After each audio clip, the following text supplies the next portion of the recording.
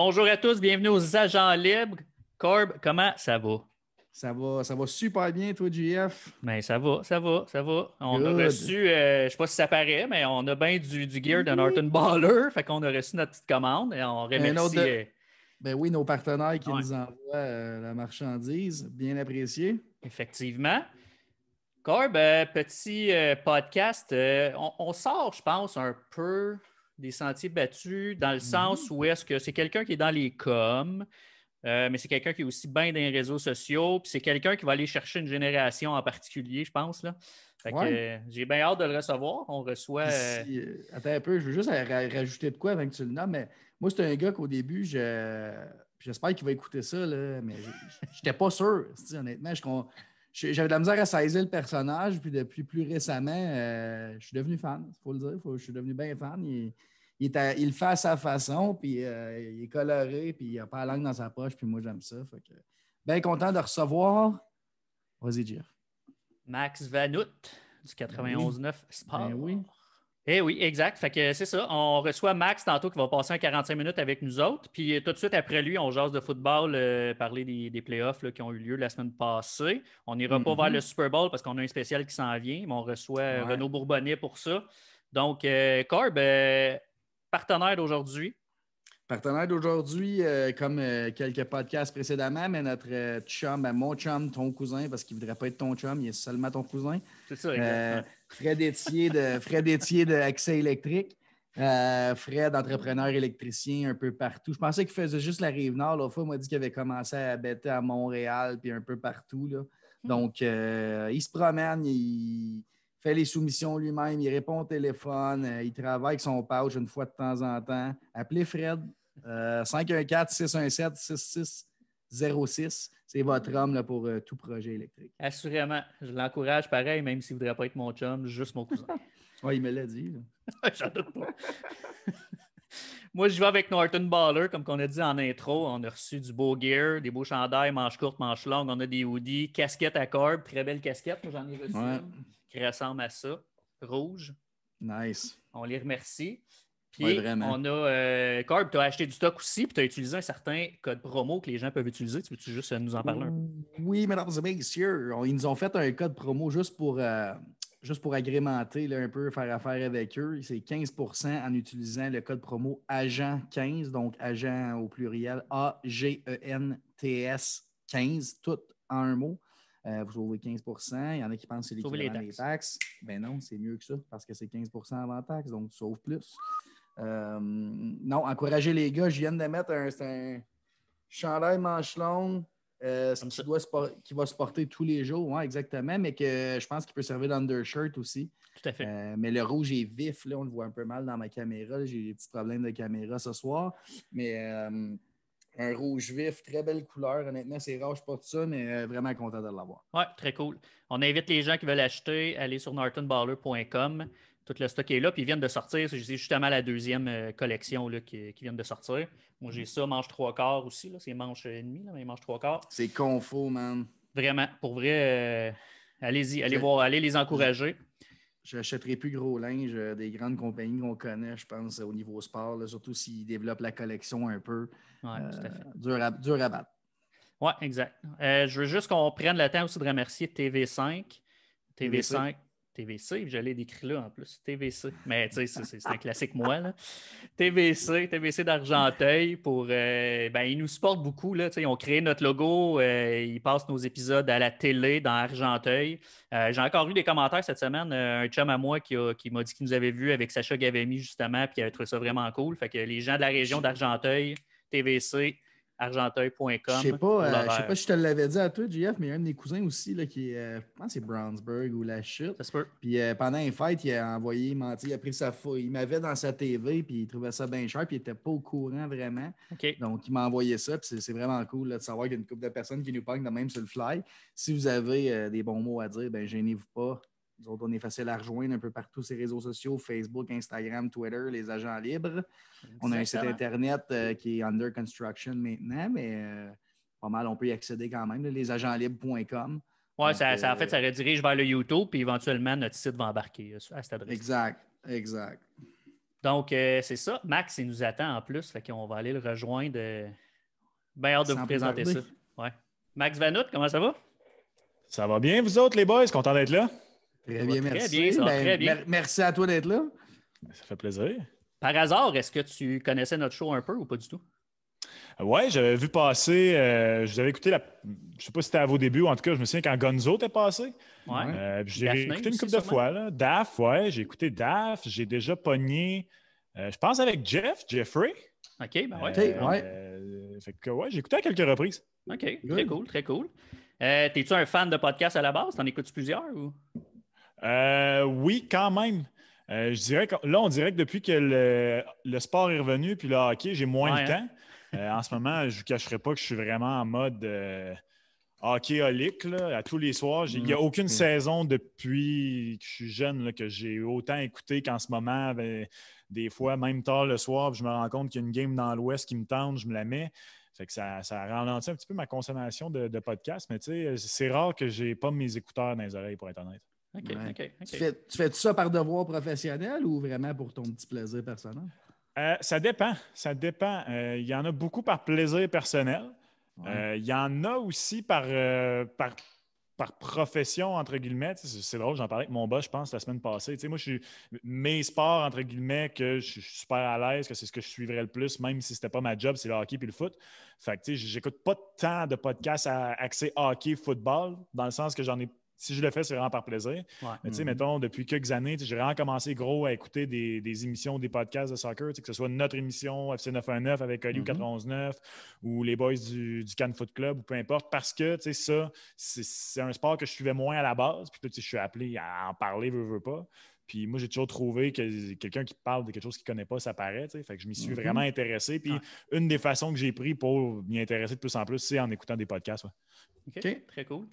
Max, on a envie de faire un petit retour en arrière, juste parler un peu, c'est qui Max Vanout, tes débuts, puis t'en es arrivé quoi pour être à la radio comme ça dans le sport? Je te laisse aller. En fait, à la base, j'étais rentré dans mon programme à l'université en journaliste à l'UQAM avec l'objectif un jour peut-être d'être journaliste sportif. Okay. Pendant que j'étais à l'université, pas mal tout ce que je faisais comme projet extrascolaire, c'était dans le sport, par rapport au sport. Ma première job, entre guillemets, qui n'était pas vraiment une, c'était plus des stages non rémunérés. C'était un site web à l'époque qui s'appelait versusfootball.com. J'ai couvert pendant 2 ou 3 ans. Football scolaire, football universitaire, football collégial au Québec. J'avais à ce moment-là même 2 de mes meilleurs chums qui jouaient universitaire à Laval puis à McGill. Fait que j'ai commencé comme ça. Puis quand je suis sorti de l'université, ma première job, en fait, c'était pas dans le sport. J'étais journaliste généraliste dans un hebdo, le magazine de l'Île des Sœurs. Puis, tu sais, j'en parle un peu en riant maintenant, là, mais tu sais, ça a été important, je dirais, pour vraiment apprendre mon métier, mais c'était pas vraiment ça qui me stimulait. Puis après ça, j'ai été 1 an, ou pas tout à fait 1 an, mais à peu près 1 an, dans la salle des nouvelles à RDS. Fait que comme rédacteur, tu peux imaginer, là, tout le monde qui travaille sur Sport 30, principalement, c'est ça que je faisais. Puis après ça, après à peu près 1 an à RDS, c'est là que j'ai eu un appel du 91.9 parce que lorsque je venais de finir mon bac, 1 mois après, puis on en parlait un peu hors d'onde, j'avais fait le concours dans le temps avec Jean-Charles. Je pense que ça s'appelait 109% édition du salon, de quoi de même. Ça sonne bien. Ouais, quelque chose comme ça. Ça sonnait de même, en tout cas. Puis bref, vu que ça, moi, j'avais de background journalistique, puis tout ça, puis que j'étais un jeune qui voulait rentrer dans le métier, le boss, à l'époque, Yves Bombardier, puis Jean-Charles, par le fait même, j'imagine, avait gardé mon CV, au cas où, si jamais il y avait quelque chose qui allait débouler. Puis là, ça, Daph Malbeuf, mon ami qui date de l'université, dans ce temps-là, quittait son poste de productrice sur le show de Jean-Charles. Puis c'est comme ça que je suis rentré au 91.9. À ce moment-là, vous n'êtes pas sans savoir, juste les médias en général, pas juste les médias sportifs, les médias en général. Quelqu'un de ma génération qui rentre là-dedans. Mettons que mes parents, j'hésitais entre un bac en droit et un bac en journaliste, ils tiraient un peu sa couverte du bac en droit. Mais ça, les heures à RDS à ce moment-là, tu un petit peu plus temps partiel. Moi, souvent, comme moi, mettons, j'étais rentré à RDS en même temps que 3 ou 4 autres gars. Puis eux, ils sortaient tous de Jonquière. Il y a bien du monde dans le milieu qui ont fait ça, l'ATM à Jonquière. Fait que, eux, ils sortent de là, ils ont tous 19, 20 ans. Il y en a gros qui venaient de la région de Montréal. Fait que tu retournes vivre chez tes parents un temps. Fait que bref, si tu as du 20, 25 heures, peu importe, c'est pas la fin du monde. Exact. Mais c'est ça, moi, j'avais déjà 25 ans à l'époque, mon appart, une blonde, tout ça. Fait que c'était comme.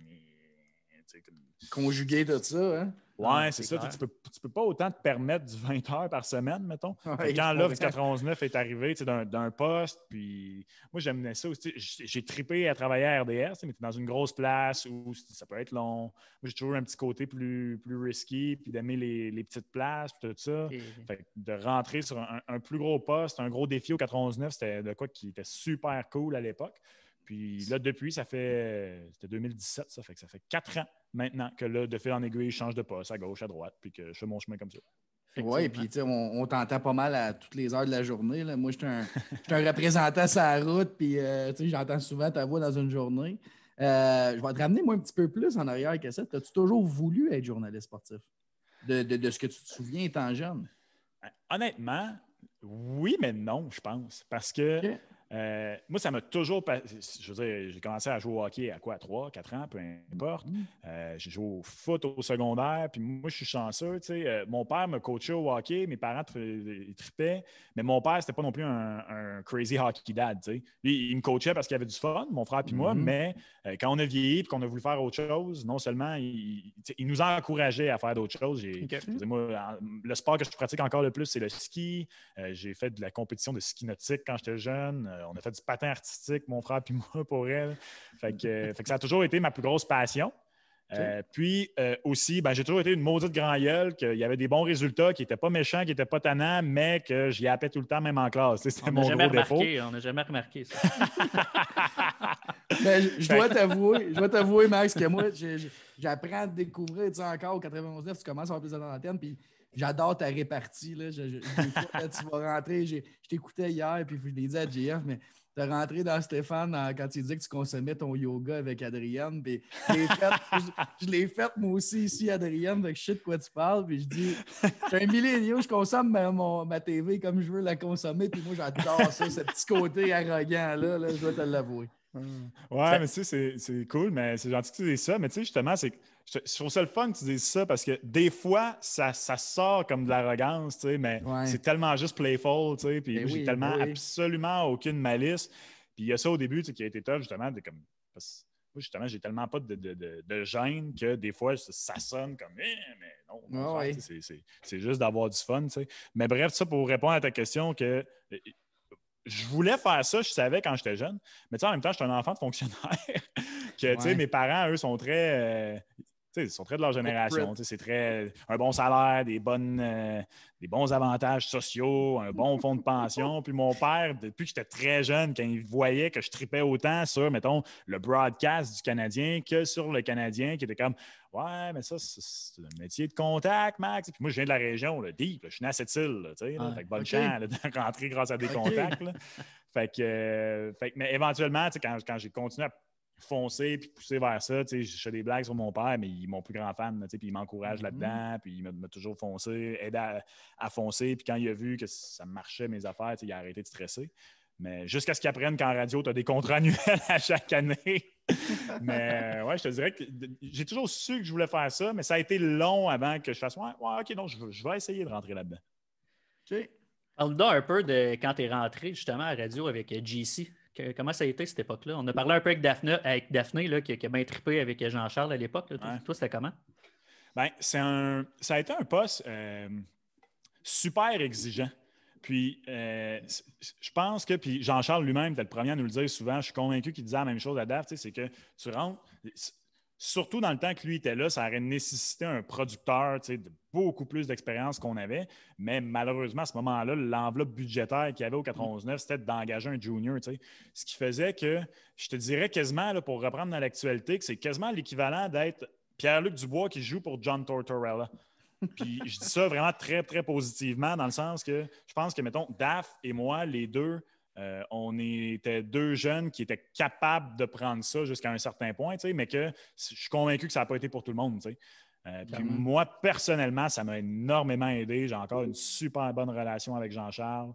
C'est quelqu'un que je texte encore souvent puis qui continue à m'encourager, qui n'hésite pas à me texter dans ma carrière mais pour des conseils. Mais Jean-Charles, puis moi, c'est ce que j'aime le plus de cette personne-là, c'est que si tu lui demandes, si tu arrives avec un projet que tu as puis tu dis « Hey, je fais ça, tu penses quoi de ça? » Il va te dire ce qu'il pense. Ouais. Il ne va pas te sugarcoater ça, il ne va pas te dire s'il ne trouve pas ça bon, il ne va pas te faire semblant qu'il trouve ça bon. Moi, personnellement, c'est quelque chose que j'adore. Parce que c'est dans un milieu de performance. Fait que si tu ne le sais pas d'avance, ben. Mais c'est quelque chose qui était très, très, très exigeant à un stade beaucoup trop tôt de ma carrière. À ce moment-là, je n'étais pas assez équipé, je n'étais pas assez bon. Puis, je ne suis pas un très bon producteur, pour être honnête, parce que le skill, mettons, DAF est super bonne là-dedans. Raph Doucet, en ce moment, qui est prod, Simon René, c'est un poste où est-ce que tu es un peu, entre guillemets, en charge du show. Il faut que tu sois ultra cartésien, ultra à ton affaire, ultra planificateur, tout ça. Puis moi, je suis beaucoup plus free-for-all. Je suis le genre de gars qui... Ah oui. Ouais, ben tu sais, je suis le genre de personne que tu regardes aller et tu es comme, il me semble qu'il a l'air sketch, mais non, pas en tout. Je suis plus moins organisé dans ma tête, mettons. Okay. Ça paraît pas beaucoup en ondes, je vais être honnête avec toi. Moi, je trouve, là, puis je trouve que tu, comme je te dis, tu as réparti, mais tu réponds du tac au tac souvent, puis tu nous amènes ailleurs. Tu vas comparer des affaires, des fois, je suis là, ça fait du sens, mais un coup expliqué, c'est pas fou, son affaire. Là, Mac, aujourd'hui, tu es rendu, tu sais, moi j'écoute à 91.9 que j'oublie dans quelle émission tu es, mais qu'est-ce que tu as comme case horaire un peu partout au 91.9? Ah, tu t'es promené pas mal, là. Ouais, ben, en ce moment, je suis metteur en ondes / réalisateur du Club à langue d'eau, donc de 15 à 19. Puis c'est ça. Puis là, on est à temps plein sur cette émission-là, on est 3. Il y a Steph Langdo qui anime, il y a Raph Doucet qui est producteur, puis il y a moi qui est derrière la console, puis Raph et moi, on interagit dans le show aussi. On n'est pas juste là pour être en arrière de Steph puis d'être de l'autre côté du micro. Donc, ça, c'est ma tâche principale. Puis, en même temps, je suis en charge de toutes les plateformes de médias sociaux, de la station et tout ça. Fait que c'est comme pas mal mes 2 mandats principaux là, cette année, là, parce que c'est ça, avec la COVID, il y a eu plein de restructurations. Ouais. Mais je vois ton coton ouaté. Explique-nous ça un peu. Après, si j'ai bien compris, ton boy Max, c'est que tu te rends au 91.9 après game pour jaser avec le monde, c'est ça? Non, je fais ça exactement au spot que vous voyez présentement. Straight up chez vous. Ouais, dans le fond, ce qui est arrivé, c'est que c'était quoi? C'était en mars que ça a parti vraiment? Le 13 mars, la ouais, c'est ça, exact. Fait que nous, dans le fond, en mars, ce qui est arrivé, là, au début, quand tout a fermé, vu qu'on était... en fait, avant que tout ferme, vu qu'on nous autres, on continuait à aller travailler, service essentiel. Puis bon, comme tout le monde, à ce moment-là, on se disait, bon, ça va, l'arrêt des sports, mettons, ça va durer quoi? 3 semaines? Un mois, tu sais. Puis quand le Québec, là, puis là, c'est ça, les boss au début, ils étaient comme, non, inquiétez-vous pas. Je pense que le lundi, mettons, là, on a eu une rencontre avec le boss qui disait, OK, hier, moi, j'ai parlé avec les grands patrons de RNC Média. Il y a un plan en, 4 étapes. Puis on est juste à l'étape 1, tu sais, où est-ce qu'il venait d'avoir des coupures de chroniqueurs ou peu importe. Puis le mercredi, c'est là que François Legault annonçait la fameuse pause, là, que tout fermait. Puis bien évidemment, en radio, si tout ferme, tu perds tes revenus. C'est ce qui te fait vivre, c'est des commanditaires, c'est des gens qui achètent de la pub, que ce soit des restos, que ce soit des concessionnaires automobiles, nommez-le. Fait que là, c'est là qu'ils ont décidé pour le temps qu'il allait avoir à le faire, de garder juste les 2 chauffeurs, le matin puis le retour. Fait que tout ce qui n'était pas là-dedans, moi, Gonzo, Georges, on avait perdu nos jobs pour, mais c'était temporairement. Puis là, pendant ce temps-là, mes parents ils habitent en Estrie, sur le bord du lac Magog. Mon frère, il est là, ma famille au complet sont là. Donc, moi, j'ai pacté mes affaires puis je suis parti là en me disant, ça sera un mois. Finalement, ça a duré 4 mois. J'ai passé l'été là. Puis, tu sais, ça a comme été le moment où à peu près tout artiste au Québec s'était mis à faire des streams, que ce soit sur Instagram, ou trouver un moyen de faire quelque chose.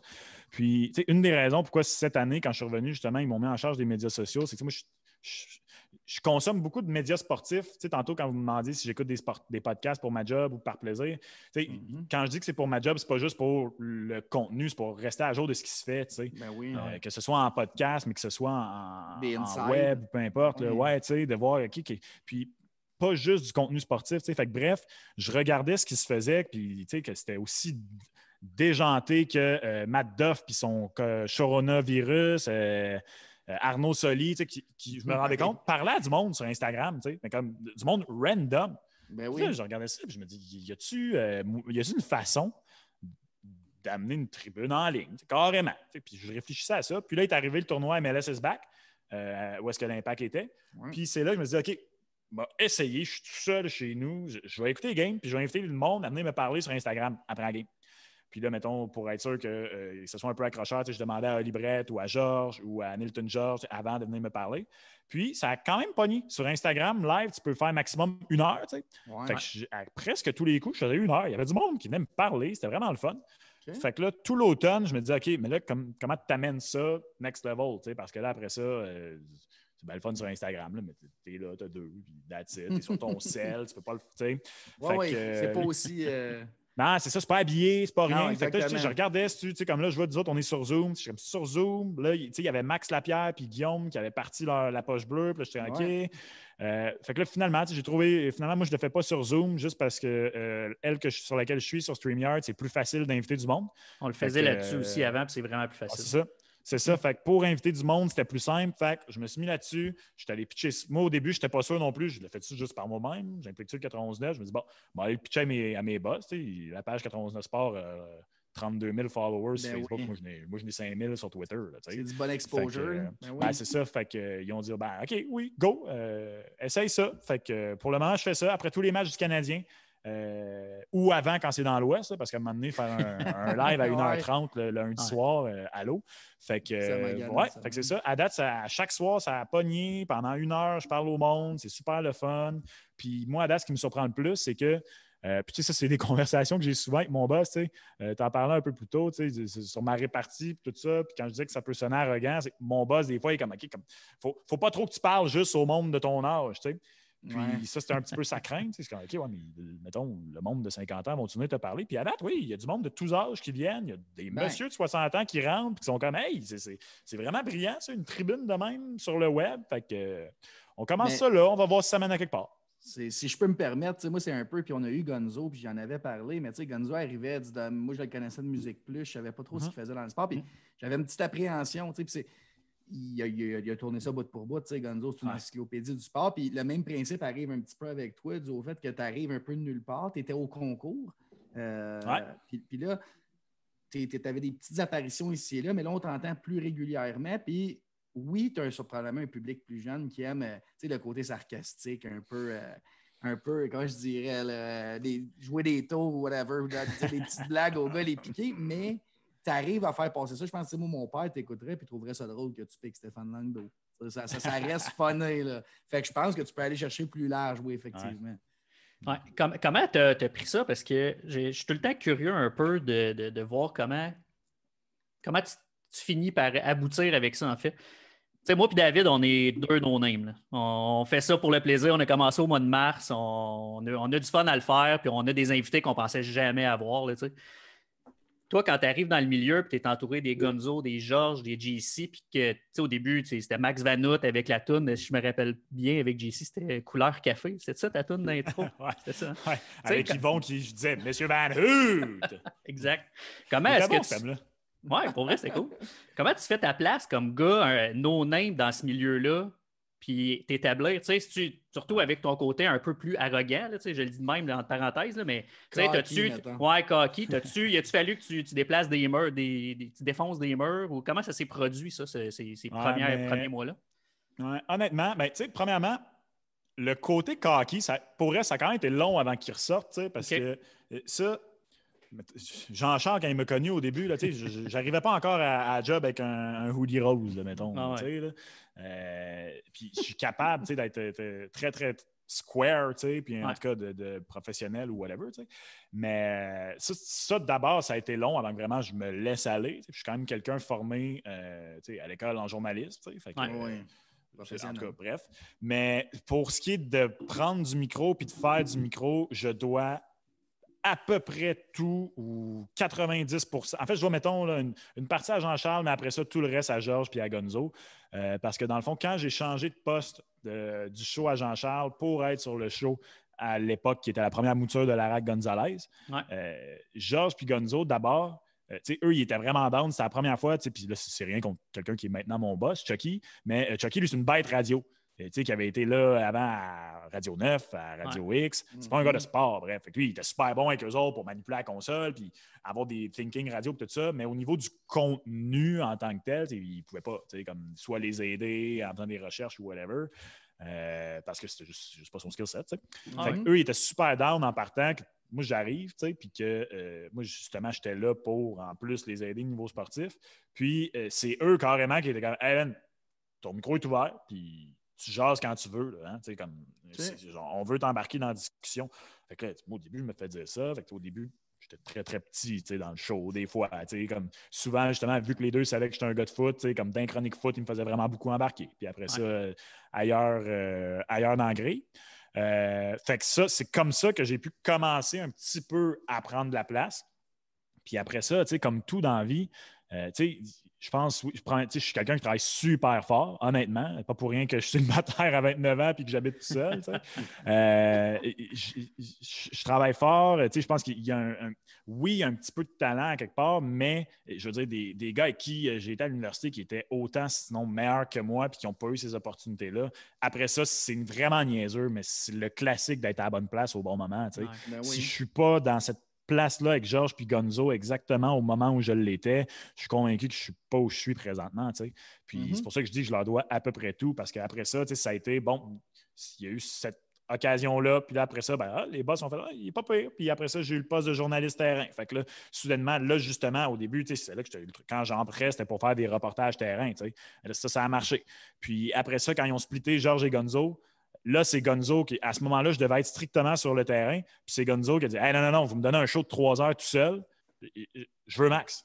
Je veux absolument Max qui soit là pour bouncer avec moi. Puis moi, Gonzo, je veux dire, moi, c'est un grand frère, c'est un ami, c'est vraiment un mentor que j'aurais pas pu mieux imaginer quand je suis rentré dans le milieu. Souvent, je dis à la blague que c'est mon jumeau cosmique 15 ans plus vieux que moi. Mais, parce que tantôt, David, tu parlais de Musique Plus. Mais moi, quand j'étais jeune, je parlais de hockey, mais j'aurais pu aussi comme essayer de rentrer à Musique Plus, mettons, si j'étais 10 ans plus vieux et que je n'étais pas arrivé. Si je n'étais pas arrivé à l'époque où Musique Plus était en train de mourir. Je veux dire, quand je suis rentré au 99, no joke, ben de mes jobs, c'est comment travailler avec Enrico Ciccone, Georges Darage. What? Moi, je travaille avec mon VJ préféré de Musique Plus. C'est sick, man. Mais bref, il m'a donné toute la place. Puis même qu'au début, quand à ce moment-là, c'était je pense que ça s'appelait juste Stéphane Gonzalez, mais en tout cas, qui est devenu après ça le Gonzo Show. Quand je prenais de la place, à ce moment-là, c'est plus mon boss, mais mon ancien boss qui disait hey, prends moins de place, c'est le choix à Gonzo. Puis je dis c'est lui qui veut. Puis Gonzo, non, qui vient de me parler, puis je dois à peu près tout à ce gars-là. C'est pour elle. Il m'a tellement fait de place, il m'a tellement laissé me développer. Pour elle, bref, honnêtement, comme grande majorité de la place que j'ai présentement, c'est à Georges et à Gonzo que je le dois. C'est clair que quand Gonzo a ton He's got your back, c'est sûr que ça aide aussi je sais pas, à avancer. Là. Gonzo, c'est quand même quelqu'un, je pense, qui est très respecté dans le milieu, fait que ça doit aider beaucoup. Là.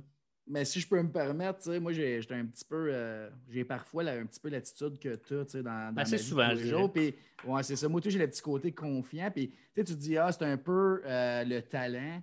Des fois, c'est comme tabou de dire ça. De dire on est bon dans quelque chose. Puis, le monde sont comme pas prêts à entendre ça. Fait que ça devient. Mais tu sais, il faut que tu travailles, mais à la base, es-tu fait pour faire ça ou t'es pas fait pour faire ça? T'es-tu à la bonne place au bon moment?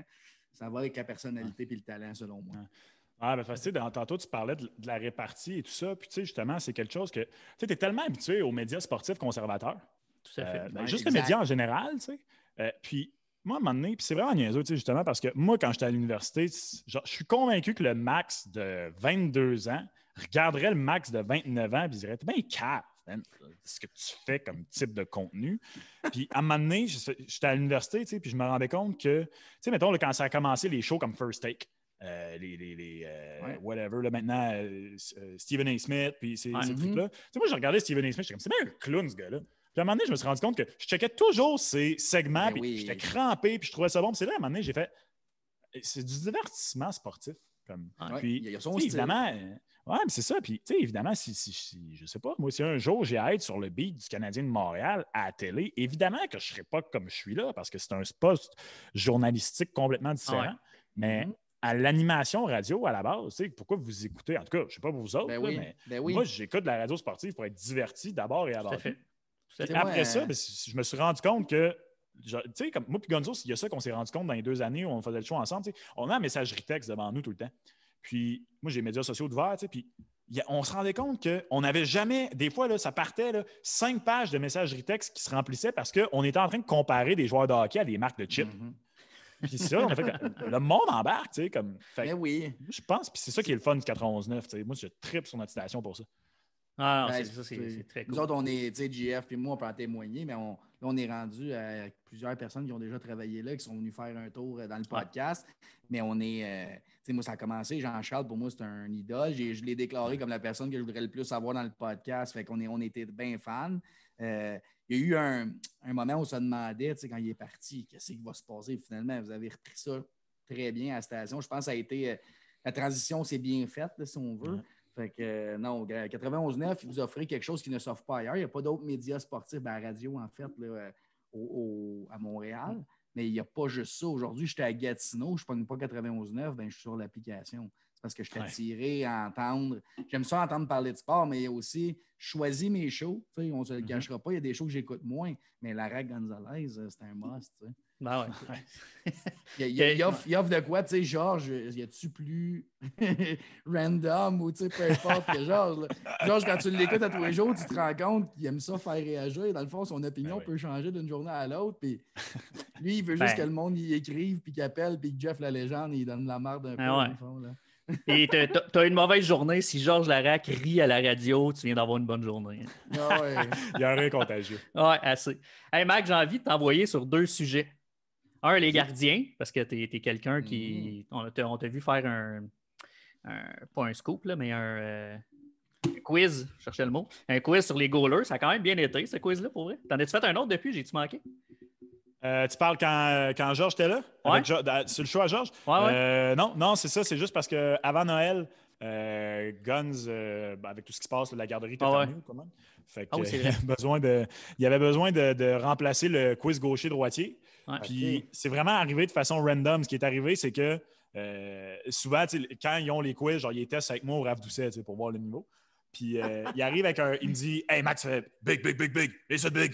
Test de goaler, il est impossible, man, il est impossible. » Puis je pense que j'ai fait genre 14 en 15 sur ces questions. Tu sais. Fait que là, il m'a regardé, il a fait « OK, hey Big, oublie ça. » Puis là, il pogne Kevin Vallée, qui est un des petits jeunes qui est rentré à la station. Il me dit « Fais-y un autre, puis on y va en air. » Puis là, finalement, Kevin, il a fait le quiz le plus tough ever. Tu sais, je pense que j'ai eu 7 en 15. Mais ouais, non, bref, j'en ai pas fait d'autres depuis. OK, mais ça, c'est encore un peu comme Gonzo, mémoire photographique, puis that's it, là, c'est pas quelque chose que tu pratiques nécessairement. Là. Mais c'était-tu le côté de la mythe? Non, c'était vraiment juste des questions random sur les gardiens de but. OK. Parce que, tu sais, Georges, mettons, là, dans lui qui m'avait donné avant, là, ça avait juste bien à donner que, tu sais, moi, tu sais, parce que ce qui nous marque tous plus, en tout cas, je parle pour moi, là, mais pour la majorité du monde, c'est notre enfance / début d'adolescence. Ouais.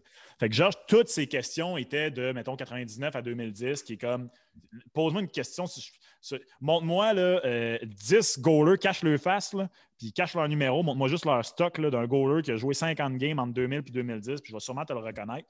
Puis tu demandais pourquoi JS, on dirait que, puis c'est drôle parce qu'on en parle souvent avec Gunn, justement, mais aussi avec d'autres geeks de sport, tu sais, que on se rend compte, OK, toi, tu fixes là-dessus. Moi, je fixe sur des trucs de goaler juste parce que j'ai goalé quand j'étais kid au hockey. La raison pourquoi j'ai voulu devenir goaler, c'est parce que je tripais sur le stock. Je trouvais ça beau. Je trouvais ça fascinant. Les gars avaient des peintures, ces masques. C'est sick. Oui. Eddie de Eagle Belfort, je voulais son casque. Fait que je fais juste... Je retiens ça, comme ça, de même. Je pourrais te nommer à peu près tous les gears que Carey Price a eu en carrière et je me suis jamais rendu compte que c'était weird jusqu'à ce que je me rende compte que c'est pas tout le monde qui retient ses affaires. Ben non, exact. Tu sais, moi, on a fait le test quand Gonzo a passé, mais moi, j'ai le toc gaucher-droitier. Je peux habituellement te dire un gars s'il y a du tape blanc ou du tape noir. Tu sais, je sais tout ça, mais peux pas jaser de ça avec grand monde qui va suivre. Non. Là, puis quand je pogne le quiz de gaucher-droitier, c'est encore mon rêve à ce jour de pogner Gonzo, mais il est meilleur que moi, c'est sûr, mais ça me dérangeant. C'est que tu ne fais pas ça par exprès de souvenir de ça. Tu dis pas ça le soir en disant, à un moment donné, une question là-dessus. C'est une mémoire photographique. Ouais. Puis moi, je m'en rends compte parce que j'ai gaucher-droitier est fascinant. Ça passe. C'est incroyable. Écoute, c'est moi qui fais les quiz. Là. Puis là, au début, là, le minimum, c'était 250 matchs. Là, il est 25 en 25. OK, on descend à 200, à 150, à 100. Puis là, rendu à 100, j'étais comme... Tu sais, j'en mets tout le temps 5-6 au début facile, juste pour mettre l'autre en confiance. Tu sais. Oui. Puis là, de plus en plus, là, je me ramasse tout de suite là, dans des gars. Là, puis au début, mon excuse, c'était comme, ouais, OK, fait que sûrement que j'ai pogné, parce que c'était des gars des années 80, mettons. Tu sais, je suis né en 91. Là. Un bon joueur de premier trio random à LA en 88, c'est normal que je ne le connaisse pas. Puis finalement, tu ouais, OK, il a quand même eu des bonnes saisons. Mais là, c'est quand j'ai fait un quiz des années 2000 avec des gars que moi, je ne me souvenais pas, puis qui a eu 25 en 25, j'ai failli flipper à la table.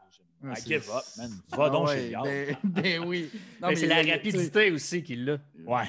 C'est incroyable, sa rapidité. C'est un toc, c'est un solide toc. C'est vraiment un toc. Clairement. Tant mieux pour lui. L'autre sujet que je voulais t'amener, c'est la mode sportive. T'en parles souvent, la mode sportive. C'est quoi? C'est un autre... C'est juste, t'es fasciné par les logos et les divers chandails depuis toujours, en fait, j'imagine? Ben, ouais, honnêtement, je pense que ça vient avec ma passion de goaler à la base. Tu sais, quand j'étais kid, encore aujourd'hui, ça fait 10 ans, plus de 12 ans que j'ai pas eu un stock de goalers à moi. Tu sais. Puis même à ça, des fois, je me ramasse en ligne ces sites de goalers à magasiner des pads. Tu sais. Puis là, je me dis, il n'y a pas moyen de m'acheter des pads, moi. Puis, mais quand j'étais jeune, c'était pareil. Tu sais. Je veux dire, mon moment préféré à chaque 2-3 ans quand je grandissais, c'est quand mon père fallait qu'il vienne m'acheter des nouvelles paires. Là, parce que là, je tripais. Là. On allait chez Rousseau à Laval. J'étais à Drummondville, moi, dans le temps. Puis là, tu arrivais là, puis tu avais grand comme mon appart de pads de goaler. Là, je tripais là-dessus. Encore une fois, dans ma tête, c'était tout ce qu'il y avait de plus normal. Mais en vieillissant, c'est comme là, après ça, je suis devenu intéressé. Mettons un peu au basket. Puis là, quand j'étais jeune, c'était Allen Iverson qui était le gars sur qui tout le monde tripait parce qu'il n'était pas juste fort. Il avait le swag à côté avec ses sleeves, ses cornrows. Je tripais là-dessus.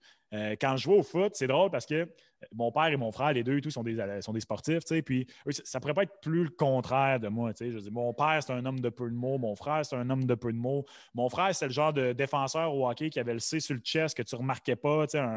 Un Francis Bouillon, mettons. Puis tu avais moi en arrière qui gaulait puis qui yappait. Ça n'avait pas de Moses de bon sens. Puis les deux, quand on a commencé à jouer au foot, moi, j'étais le gars qui avait tout le temps les beaux gants neufs, des wristbands, une visor. Mon frère, encore une fois, il avait à peine des manches quand il faisait froid. Puis les deux étaient comme, ça en fout du style.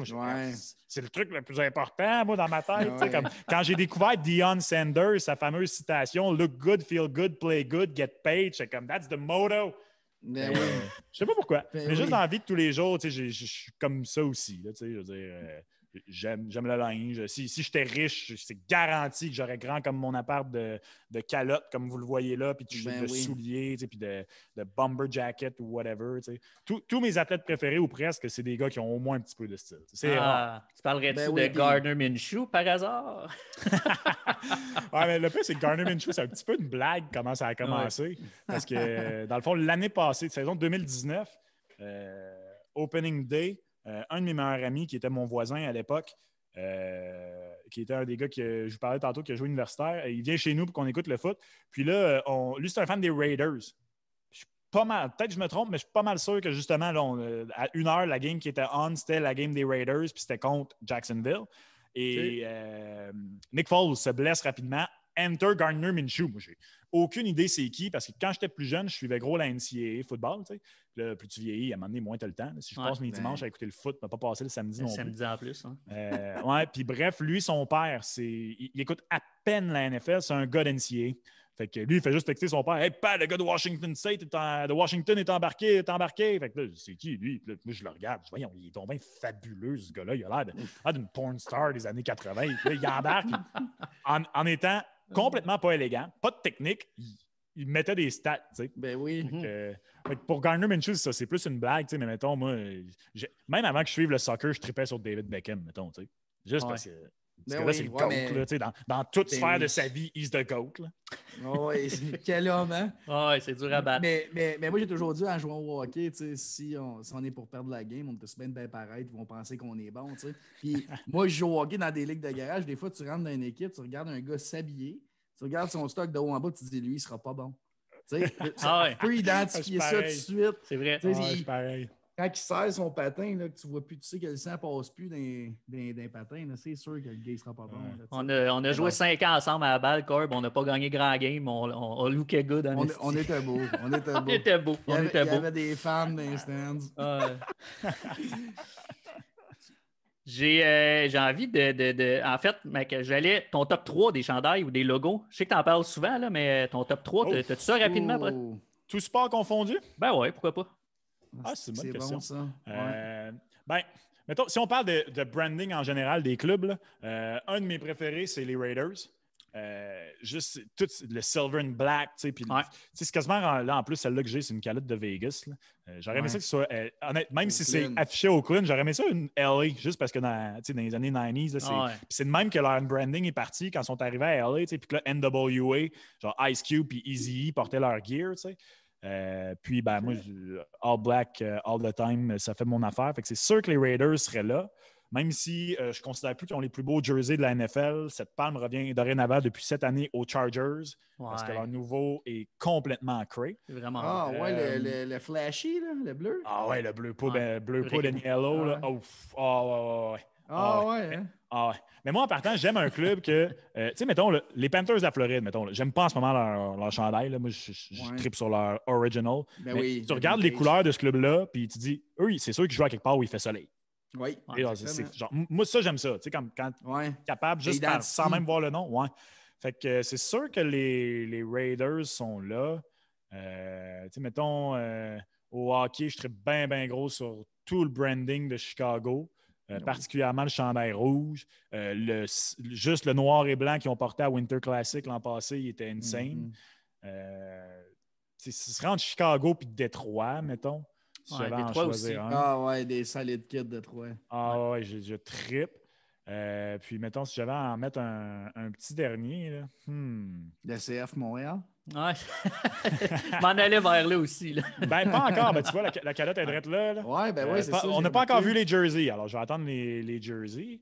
Mais sinon, là, si on parle juste, mettons, le logo, qu'est-ce qui est un logo sur lequel je trippe? Ah, ben, c'est pas leur branding principal, mais le Miami Vice de Miami. Ben c'était sûr que je m'en allais là avec la camisole rose et noire du Heat. Ouais. Ben, tu sais, en partant, ça ici, c'est 100% un rip-off. Je m'en cache même pas. Là, parce que tu sais, même chose, tu sais, quand ils ont sorti ça, là, ça, c'est dans la NBA, ils sont tous rendus avec 5 jerseys, puis justement, chaque club peut avoir 3 brandings différents. Puis là, en plus, ils le retirent cette année. Là. Ah non, c'est ça. Ouais. Mais eux, c'est un succès sur toute la ligne. Tu sais, je l'ai acheté à l'Arena, il y a 2 ou 3 ans. J'étais en Floride pour le temps des fêtes avec ma famille. Puis je suis revenu, tu sais, avec la calotte. Puis ma mère était juste comme, c'est bien une belle casquette, ça. C'est du basket. Elle s'en foutait, tu sais, mais elle était comme, ben oui. Puis elle a juste dit, ça fait Miami Vice. Ben, c'est le concept, tu sais. Puis non, ça pour moi, là, c'est un des plus beaux brandings. Tu sais, même cette année, le jersey qu'ils ont fait, là, qui est rendu gradient, là, qui part de rose puis qui vire bleu. Là. Ouais, en temps normal, pour moi, c'est la plus grosse contravention de style possible dans le sport, du gradient. Là. Je le trouve quand même frais. Ouais. Comme je t'aurais posé la question sur celle-là parce qu'il rejoint à peu près tous tes critères. Je savais pas que le dégradé t'aurait fatigué. J'aime bien aussi LAFC en MLS. Je trouve vraiment, là, je trippe sur le black and gold. C'est un de mes schemes préférés. Fait que les Saints, probablement. Les Saints, pourtant, pas tant. Je sais pas pourquoi. Je trouve que leur blanc color rush, qui est comme un peu, tu sais, avec les stripes ici, là, lui, je le trouve vraiment cool. Sinon, quand ils sont en all black, je l'aime bien aussi. Mais overall... Tu retiens vraiment, là. Ça te marque, les uniformes. Ouais.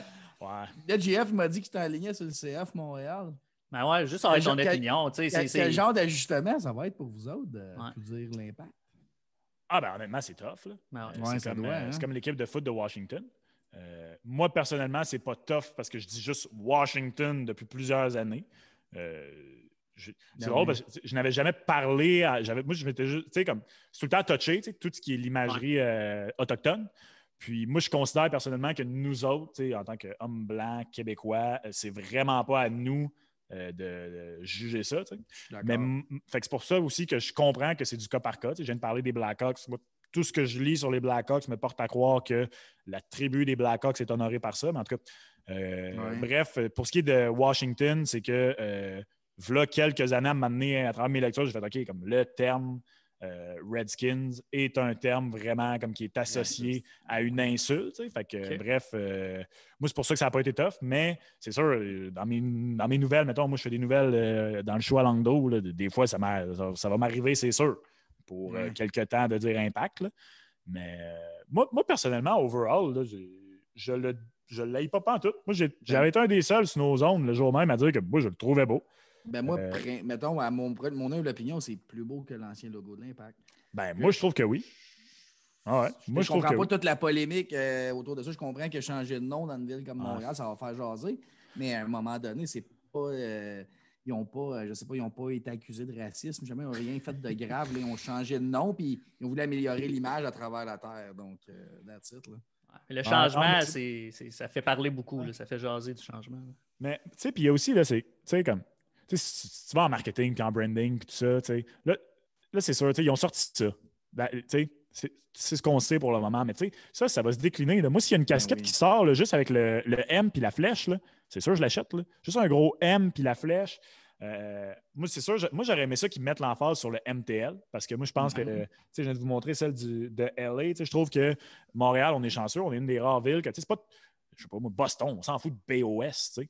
Mais NY, c'est cool. LA, c'est cool. San Francisco, SF, c'est cool. Moi, personnellement, le MTL, je trouve que c'est une belle abréviation. Puis je trouve ça weird qu'il n'y a aucun club qui se l'ait approprié encore, le MTL. Puis moi, j'avais comme le feeling que peut-être que le CF allait se l'approprier. Pour le moment, ils ne l'ont pas fait. Surtout, moi, à date, le seul truc que je trouve weird, c'est que le hashtag, c'est CFMTL, mais sur les hoodies, c'est CFM. Moi, dans ma tête, il faudrait clairement qu'ils mettent MTL, mais en tout cas, ils verront rendu là. Ouais. Non, moi, le logo, je l'aime. Les jerseys, j'ai hâte de les voir. Moi, club de foot, pas à date personne qui a réussi à me convaincre que c'est une bonne idée. On verra bien. Moi, je ne trippe pas en tout sur club de foot. Je comprends quand ils l'ont expliqué que parce que moi, tu sais, je veux dire, c'est plate, là, puis je m'excuse pour les fans core de foot européens. Mais au Québec, c'est le soccer. Ouais. Je veux dire, moi, j'ai habité à Côte-Nord, j'ai habité à Drummondville, j'ai habité à Sherbrooke. Quand j'étais au secondaire, si tu jouais pour l'équipe de foot, tu jouais au foot. Oui, c'est ça. Foot. Exact. Football américain. C'est ça, tu sais. Fait que moi, ça, personnellement, à date, puis de toute façon, on va juste dire CF, là, fait que c'est chill. Là. Mais non, ça, il n'y a pas personne qui va me convaincre que c'est le nom le plus rassembleur que tu pouvais trouver qui faisait culture soccer parce que c'était ça leur objectif. Là. Je suis convaincu qu'il aurait pu avoir d'autres avenues. Là, effectivement. Cool. Hey, Max, opinion? Ouais, on l'a eu. On l'a eu. Max, fan de football, on a quelqu'un que tu connais, je pense, Renaud Bourbonnais, qui est d'Attitude Football. On l'a invité pour jaser football, puis la fin de semaine passée, ça te tente-tu de rester avec nous autres pour jaser football? Ouais, ça me fait plaisir. 15 minutes. Ça te tente-tu? Oh, ouais, ma sauce à spag, elle mijote, il n'y a pas de trouble. Elle est à petit feu. Mais là, je le sais, moi, c'est ça. Je vais faire rentrer Max, on continue ça. Max ou Renaud? Renaud. Merci. Monsieur Bourbonnais. On le prend au dépourvu. Meuf, là. Ah, ben ouais. T'as rajeuni comme 5 ans d'un coup, Max. C'est rasé ça. Pas pire, hein? Pas pire. Comment ça va, Renaud? Ça va bien, vous autres? Ben très oui. bien. Très bien. Il vient d'avoir un beau 45 minutes avec Max. Puis là, on le garde avec nous autres. Là, on va parler football. Attention, là, vous avez un fan des Dolphins là, dans la place. Là, je sais. Mon verre d'eau, là. D'ailleurs, j'ai reçu des masques des Dolphins aujourd'hui pour aller au dépanneur du coin. Là. C'est maladie mentale. Voilà. Qu'est-ce que t'en penses? C'est qui ton équipe, toi, Max? Ah ouais? Les Raiders, sûrement? Non, pas en tout. Pas en tout. I plead the fifth. Je ne le dirai pas. Okay. Non, mais à la base, ça a toujours été les Pats. Parce que le premier match de foot que j'ai écouté dans ma vie, c'est Pats Rams au Super Bowl. Et on vient de parler de logo parce qu'à ce moment-là, j'avais 10, 11 ans, puis je trouvais le logo des Pats plus beau. Et ironiquement, je le trouve vraiment pas tant beau, finalement, le logo des Pats. Puis ça a toujours resté. Mais tu sais, je savais pas que c'était Boston, honnêtement. New England, quand tu as 10 ans, tu as aucune idée. Puis, moi, c'était pour Brady. Puis moi, sais, comme j'ai suivi, j'ai regardé tous leurs matchs cette année, je vais continuer de les suivre. Mais moi, tu sais, mettons Renaud, là, qui a une fascination pour les Dauphins de Miami. Moi, puis ça, j'ai tout le temps des débats sur ça avec les gars à job qui me traitent de guidoune, m'en fous. Je suis pas un bandwagoner, pas en tout. Je n'encourage pas particulièrement les Bucks. Je vais être bien content pour Brady s'il gagne, mais je ne comprends pas. Je ne comprendrai jamais la fascination de suivre à travers vents et marées un club qui n'est pas de ta ville.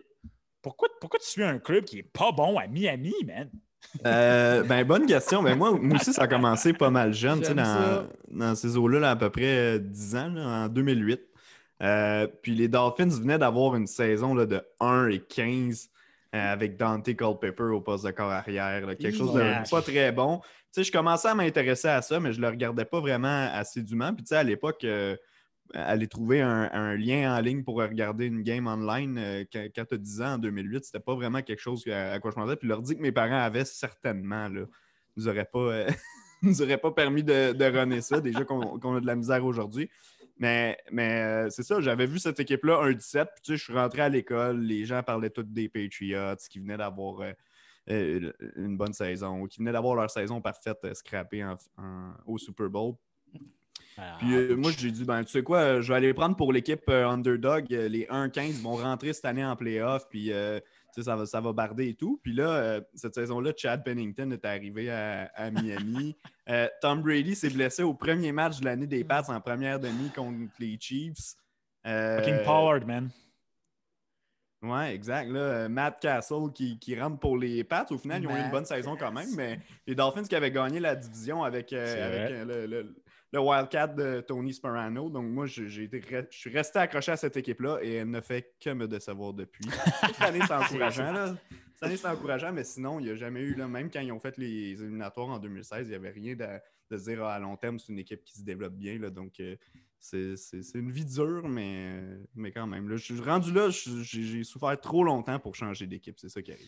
Mais la rumeur de Watson pour toi, là, cette rumeur-là, quand elle t'excite, celle-là? Ou... Moi, ça m'excite beaucoup. Puis, ça a beaucoup brassé. Là. C'est la première nouvelle qui est sortie par rapport à des rumeurs de transactions. On disait que lui préférait aller à Miami. Puis, l'explication était assez simple. C'est le fait que les Texans se foutent complètement de la cause de Black Lives Matter. À Miami, on a un entraîneur-chef noir, un DG noir. C'est la seule paire dans toute la NFL. Puis le propriétaire, Stephen Ross, qui a fait des gros dons en argent ou qui s'est beaucoup impliqué auprès de la communauté, justement auprès de ce mouvement-là, donc de Sean Watson, qui est un des joueurs, sinon le joueur le plus impliqué là, dans cette cause-là. Colin Kaepernick peut-être, là, mais vous comprendrez quand même où je veux en venir là, parmi les joueurs actifs présentement. Donc, c'était un fit normal. Puis, tant qu'à moi, il n'y a pas beaucoup d'équipes qui peuvent faire une meilleure offre que Miami à Houston. C'est-à-dire que tu leur donnes un choix top 3, en plus de leur donner un carrière en Tua qui serait fort probablement là, inclus dans cette transaction-là. Ça veut dire qu'eux peuvent aller chercher probablement le meilleur joueur du repêchage qui n'est pas un corps arrière, où on va avoir le premier choix là, parmi les joueurs qui ne seront pas des corps arrière. Donc, pour ça, serait un avantage. Puis, en plus, Miami a le choix numéro 18 si ça leur tente de le mettre dedans. Ils en ont un l'an prochain. Ils ont 2 choix de première ronde cette année. Puis, on s'entend le numéro 3 puis le numéro 34, si je ne me trompe pas, ou 35. C'est les choix des Texans qui ont eu dans l'échange de Laramie Tunsil. Donc, au final, Miami ressortirait de... On a échangé Laramie Tunsil, Kenny Stills contre Deshaun Watson et avec quelques poussières en plus. Donc, ce serait vraiment un gros tour de force de la part de Miami. Puis oui, j'y crois. J'essaie de rester un peu calme par rapport à ça parce que, je veux dire, il ne faut pas non plus se mettre des attentes. Là. C'est un corps arrière top 5 dans la Ligue qui a 25 ans, qui va être au sommet de sa forme pour probablement les 10 prochaines années encore. Donc oui, si l'opportunité est là pour Miami, pour moi, c'est un no-brainer là, de tirer là-dessus. Le gars, il est passionné. Je pense que les Texans l'ont échappé en échangeant des Andrew Hopkins contre absolument rien, finalement. Là, je pense que Deshaun Watson pensait à partir exactement à ce moment-là. Reviens-nous donc sur... Max, reviens-nous donc sur la fin de semaine que tu as écouté. Est-ce que tes prédictions étaient bonnes? Ouais, j'ai été 2-2 en fin de semaine. J'étais un des rares qui avait mis les Bucks. Never Aussi. bet again Tom. Bon, good job. Ah. Il y a enfin du Voilà. monde qui comprenne. Tantôt, tu disais, tu sais, prendre pour sa ville. Moi, au football, j'ai pas d'équipe, j'ai Tom Brady. Tom Brady, c'est mon ouais. équipe. Je le suis, je Ok. suis sa carrière, il est parti. Les Pats, j'ai même Ouais. pas écouté une game, puis c'est les Bucks. Mais Ok. continue, c'est ton avis. Ouais. Mais moi, je respecte ça, tu sais, dans les sports où tu n'as pas d'équipe dans ta ville, tu sais. Moi, j'ai Ouais. aucun problème avec ça. Moi, tant que tu n'es pas du genre que ça donne tout le temps que tu prends pour le club qui a gagné l'année d'avant, là, aucun problème avec ça. Mais ouais, j'ai évidemment regardé, je suis pas à peine levé de mon divan en fin de semaine. Mais moi, je trouvais ça drôle. Puis, tu sais, c'est drôle parce que là, on parle de Brady. Puis, moi, je trouve juste ça drôle à quel point c'est l'athlète qui polarise le plus. Ça n'a absolument aucun bon sens. Tu sais, c'est Carey Price fois 10 000. Parce que, tu sais, justement, moi, je viens de le dire, là, c'est mon athlète préféré ou mon deuxième athlète préféré, mettons. Tu sais. Puis, en fin de semaine, j'ai juste tweeté, aussitôt que la game est finie, que pour moi, ça ne va absolument rien changer. Qu'est-ce qui arrive au Super Bowl, mais qu'il faut quand même avouer que. Puis là, je parlais strictement de ce match-là. Je ne parle pas de toute la saison, je ne parle pas des séries au complet. Dans ce match-là, les Bucks ont gagné malgré Brady, pas grâce à Brady. Exact. Pas tout. En fait, tu renverses la situation là, de ce qui est arrivé, OK? Là? Puis Brady, dans la situation de Rodgers, moi, c'est ça qui a fait qu'il est le GOAT. C'est que lui, il aurait trouvé le moyen de la remonter, la pente, puis de ne pas te choquer quand l'autre te donne une opportunité de 3 interceptions en deuxième demi. Parce que oui, il a été super bon en première demi, même spectaculaire. Mais en deuxième demi, il a donné toutes les chances à Aaron Rodgers de revenir dans le match. Puis Aaron Rodgers, c'est pas un pied de céleri, c'est le MVP de la Ligue. J'en suis convaincu cette année. C'est pas annoncé encore, mais je suis convaincu que c'est lui qui va gagner le MVP. Oui, les Bucks ont une bonne défense, mais lui-même, Brady, lui a donné avec ses 3 interceptions sur un plateau d'argent l'opportunité d'aller saisir la victoire et il ne l'a pas fait. Donc, pour moi, ça me fait rire parce que je me suis fait ramasser juste à dire ça. Wow, je suis un fan du gars, man. Je fais juste dire que dans ce match-là... Moi, j'ai dit à JF, on est dans une conversation avec d'autres gars de football, puis j'ai dit, tu sais, Brady n'a pas gagné, les Packers ont perdu. Tout simplement, 3 interceptions. Ça, je ne suis pas d'accord. Je pense que la défensive des Pats, pas des Pats, mais de Tampa Bay est solide, des Bucks. Tu sais, il y a une mauvaise décision à la fin, j'en conviens, là, que tu as le MVP de la Ligue à la ligne de. Il était à l'inside 10, là. Je ne me rappelle plus c'est combien exactement, mais. Je pense à 8. Ouais, c'est ça. Fait que, tu sais, moi, tu y vas, là, rendu là. Mais puis sa course qu'il n'a pas fait, tu sais. Fait que, oui, les Packers l'ont échappé peut-être là, ces 2 décisions-là, mais le reste du temps. La défensive était là quand même. Ben c'est ça. Moi, en tant qu'ancien joueur défensif, là, mettez du respect sur les défenses, s'il vous plaît. Moi, je suis d'accord que Brady ne l'a pas gagné, mais moi, je ne dis pas que les Packers l'ont perdu, je dis que la défense l'a gagné. Elle a fait le travail. Juste à être 100% honnête avec toi, je suis un fan des Bears, fait que je comprends c'est quoi être amoureux d'une défensive. Ben, tu sais, on parle de la décision, de la mauvaise décision de Matt Lafleur, puis je pense que c'est assez unanime, là. C'était vraiment pas la bonne décision à faire, puis même, on dit que c'est facile après coup, une fois qu'il a raté, mais même sur le coup, moi, je comprends pas pourquoi il est pas allé. La fameuse course d'Aaron Rodgers, moi, je suis pas convaincu qu'il se serait rendu dans la zone début, mais je suis convaincu qu'il se serait rendu beaucoup plus près que la ligne de 8 pour justement y aller en 4e essai. Exact. Ceci étant dit, on a souvent reproché à Bruce Arians, le coach des Buccaneers, de prendre des risques mal calculés. Ça a été le cas l'an dernier avec Jameis Winston, puis ça a été le cas cette année. Puis là, en fin de première demi, il a fait un move avec beaucoup de guts en y allant en 4e essai. Puis sur le jeu suivant, c'était la longue passe à Scotty Miller pour le toucher. Donc, lui a pris ces risques-là, puis Matt Lafleur les a pas pris. Puis cette fois-ci, c'est du côté d'Arians que ça a penché. Mais je vais vous dire comme Max, puis oui, on peut reprocher la fin de match, puis je pense pas qu'il faut enlever la gravité de ce qui s'est passé en fin de match à cause de ça, mais c'est les 3 interceptions qui ont été, au final, qui ont valu aucun point aux Packers, qui ont coûté la rencontre dans cette situation-là. C'est sûr et certain. Même que sur 2 des 3 séquences, on a combiné pour quelque chose comme -5 ou -8 verges. Donc, on n'a vraiment rien fait avec le ballon pour au moins mettre les Buccaneers dans une situation difficile. Puis, tu sais, sur le fameux 4e essai, si on y va, les Bucs reprennent à leur ligne de 8. Donc, il n'y a vraiment pas de risque là. On les embouteille dans leur zone. Au pire, ils dégagent puis on reprend à la mi-terrain. Donc, moi, j'ai beaucoup de difficultés avec comment ça s'est passé dans ce match-là pour les Packers. Je comprends qu'ils ont perdu le jeu au sol au moment où où les Buccaneers ont complètement fermé ça, ce qui était leur force de cette année, qui était même leur force l'an dernier, au moment où on a arrêté Aaron Jones, où Aaron Jones a dû sortir du terrain, ben, à partir de là, il n'y a plus vraiment de jeu au sol pour les Packers. Mais la gestion du match, pour moi, a fait vraiment défaut, puis les interceptions qui n'ont pas été retournées. Je ne sais pas à quel point on peut blâmer le coaching, justement, sur les fameuses séquences après les interceptions. Aaron Rodgers a sa part du blâme, évidemment. Mais en unité, c'est au niveau du mental, moi, j'ai beaucoup de difficultés à croire que cette équipe-là, au moment le plus important, alors qu'elle est une des équipes favorites depuis le début des séries ou depuis peut-être même la mi-saison, on doit les considérer comme des sérieux prétendants au Super Bowl. Comment est-ce qu'ils sont sortis aussi faibles dans une situation, la situation la plus importante de toute leur saison? Moi, je me l'explique vraiment mal. Avec tout ça, il y a eu un autre match. Oui. Qu'est-ce que vous en avez pensé? Ben, pour moi, je trouve que ce match-là est beaucoup plus facile à analyser. Puis, tu sais, j'avais mis les Bills gagnants parce que je pensais qu'ils allaient jouer un match parfait, mais la ligne était exactement là pour Buffalo. On avait besoin de jouer un match parfait, sinon, c'était impossible qu'on l'emporte contre les Chiefs. Compte tenu du fait que Patrick Mahomes allait être en santé pendant 4 quarts, ce qui a été le cas. Mahomes avait aussi une blessure à un orteil. Je l'avais oublié jusqu'à la mi-temps, tellement que ça n'a pas paru dans le match. Je veux dire, pour vrai, ils nous l'ont rappelé à la télé, puis j'ai dit, j'en ai parlé toute la semaine, puis en regardant le match, ça m'est complètement sorti de la tête. Ça n'a pas paru une seule seconde.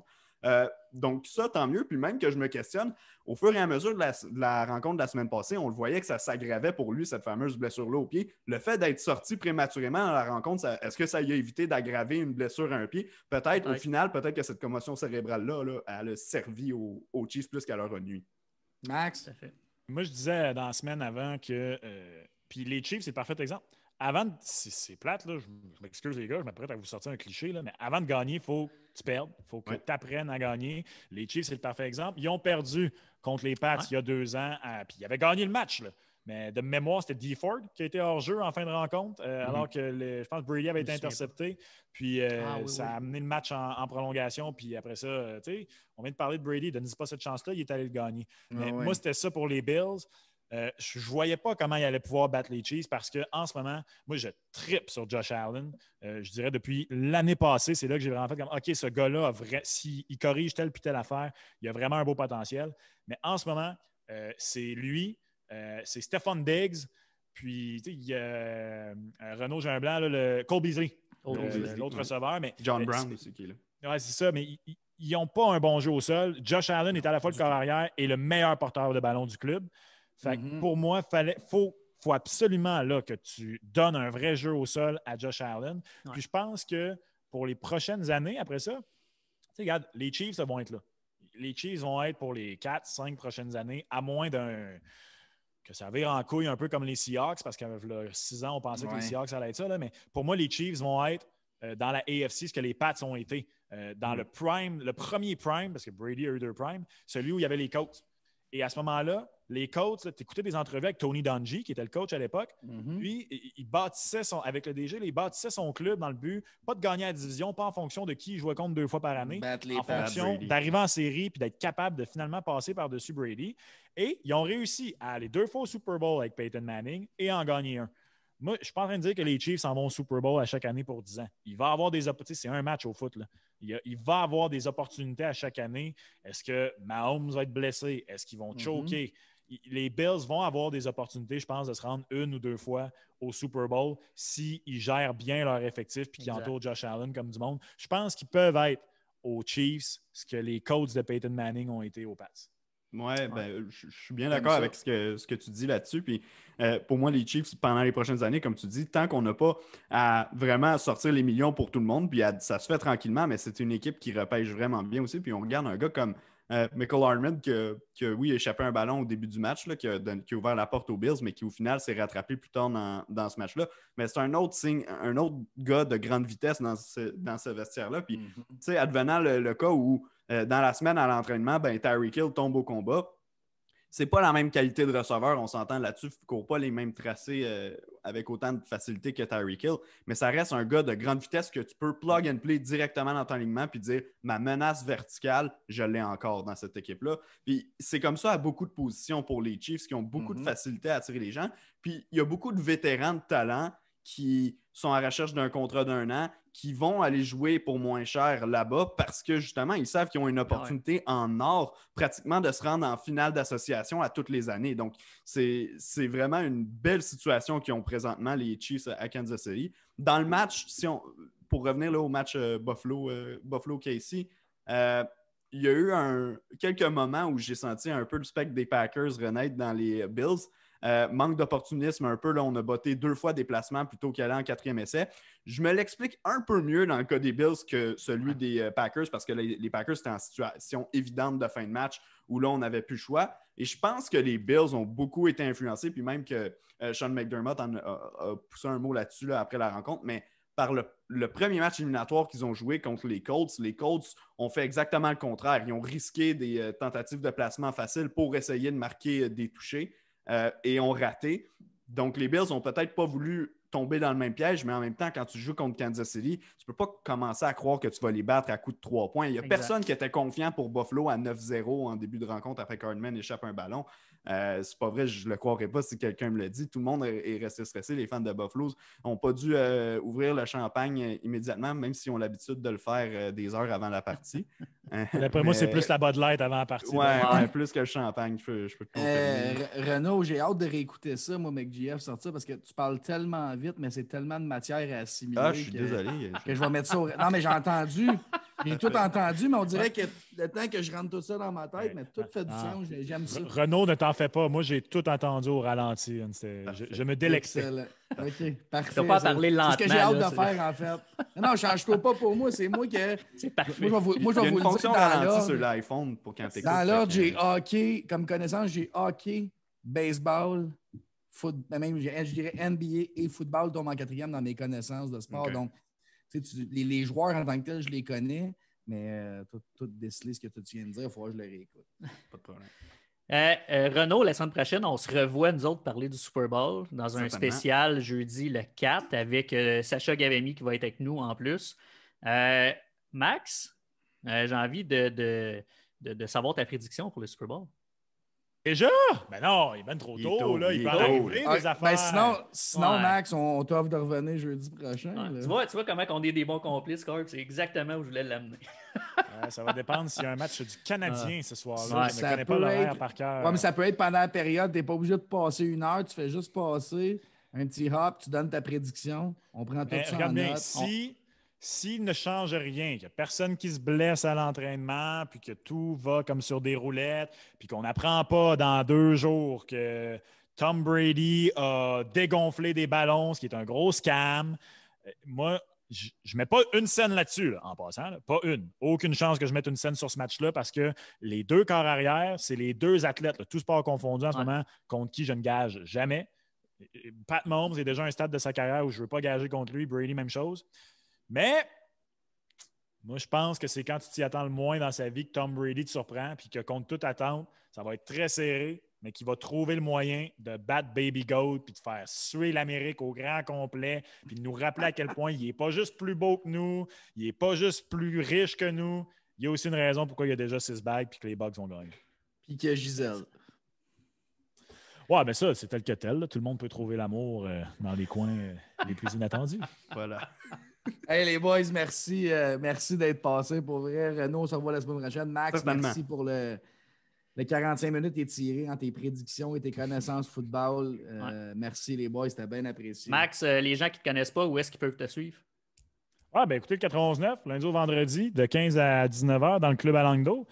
Puis sinon, venez me parler après les soirs de match du Canadien de Montréal sur les pages Facebook et Twitter du 91.9 Sport. C'est super facile. Vous allez sur Facebook, c'est là, c'est en live. Ça a à peu près l'air de ça ici. Puis on se parle en tribune téléphonique web. Sinon, cherchez le gros M-Rose comme ça. Là, c'est de ça que ça a l'air. Là. Donc, merci à vous autres, les boys. C'était vraiment le fun. Puis Renaud, on se connaît, mais c'est la première fois qu'on partageait les ondes ensemble. Puis c'était bien le fun. Voilà. On refera ça plus souvent. J'ai hâte d'être invité à ton podcast. Là. Je plug ça de même. Là. On va faire ça bientôt. On va faire un spécial Super Bowl cette semaine. On pourrait peut-être essayer de s'arranger. Merveilleux. Parfait. Excellent. Merci beaucoup, les boys. Bonne soirée. Les gars. À la prochaine. Belle discussion avec Max Vanout et Renaud. Max, honnêtement, je suis bien content parce que C'est le fun de parler à quelqu'un qui fait juste parler. Ouais, On n'a mais pas besoin de courir après nos questions. Il jase, il est intéressant en plus. Fait que, non, je suis vraiment content. Pour vrai, moi, le flash que j'ai eu tout au long, c'est. On a eu Gonzo, puis là, on l'a lui. Pour moi, il y a beaucoup de similitudes. Là. C'est des encyclopédies dans plusieurs sports. Max a son petit côté uniforme, tout ça, un peu plus poussé. Puis, non, c'est ça, non, c'était super cool. On a appris pas mal sur Max aussi, de fil en aiguille. Là, mais non, c'est cool. La semaine prochaine, spécial Super Bowl. Donc, jeudi prochain, c'est le 4 février, c'est ça? 4 février, oui, exact. Émission spéciale. On va avoir Sacha Gavami, quelques invités. Renaud va passer. On a tendu des perches à gauche, à droite. N'importe qui nous écoute, si vous voulez venir passer, dire votre prédiction, on va prendre ça en note. Puis on va peut-être avoir un petit quelque chose de spécial là, pour vous autres. Il faut réfléchir à ça, il faut en discuter. Exactement. Corb, ceux qui nos partenaires du podcast aujourd'hui, je vais commencer Norton Baller. On en a parlé en début de show. NortonBaller.com si vous êtes intéressé par du gear. Deuxième série qui vient de sortir, là, ça fait quelques semaines. Première série, deuxième série. Exactement. Ouais, donc c'est ça. Donc, on salue les boys de Norton Baller, puis on salue mon cousin et non mon chum, mais celui qui est ton chum, mais qui ne veut pas être le mien parce que c'est mon cousin. Là. Exact. On salue ce gars-là. On salue Fred, Alain, Jeanne, Accès électrique au grand complet. De nous suivre, de nous supporter là-dedans. 514-617-6606, entrepreneur électricien à travers, à la Rive-Nord, Montréal, les environs. Appelez-le, Fred. Sinon, il y a leur page Facebook maintenant. Là. Oui, c'est vrai. Ils vont réaliser vos projets les plus fous. Les plus fous. Sur ce, on fait un petit clin d'œil à TVC d'Argenteuil aussi. Hein? Un petit clin d'œil. Merci beaucoup, TVC d'Argenteuil. Oui. Pour savoir l'horaire. Habituellement, c'est du jeudi au dimanche. Vous pouvez nous voir là-dessus, la région d'Argenteuil. Corb, encore une fois, merci. Merci à toi, mon beau. Ben, écoute, ça me fait toujours plaisir, David. Bonne soirée, David. Bonne soirée à tous. Merci. Merci.